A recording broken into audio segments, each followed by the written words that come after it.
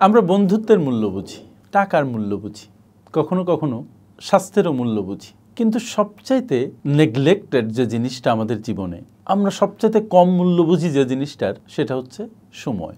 দুঃখজনকভাবে সত্যি যে তুমি পৃথিবীর সব কিছু কিনতে পারবে, বাঘের চোখ পাবে, সম্পর্ক কিনতে পারবে, টাকা পয়সা হারিয়ে গেলে সেটা অর্জন করতে পারবে, 20 তলা বিল্ডিং ভেঙে গেলে তুমি সেটাকে আবার গড়তে পারবে, কিন্তু 1 মিনিট সময়কে তোমার জীবনে ফিরিয়ে আনতে পারবে না। কিন্তু আমরা মনে করি যে এই সময় বুঝি অফুরন্ত আমাদের জীবনে, প্রতিটা মুহূর্ত আমরা নষ্ট করি মোবাইল স্ক্রলিং করে, টেলিভিশন দেখে, আনওয়ান্টেড অযথা সব কন্টেন্ট দেখে, গাল গল্প করে শুধু সময় নষ্ট করছি, শুধু সময় নষ্ট করছি।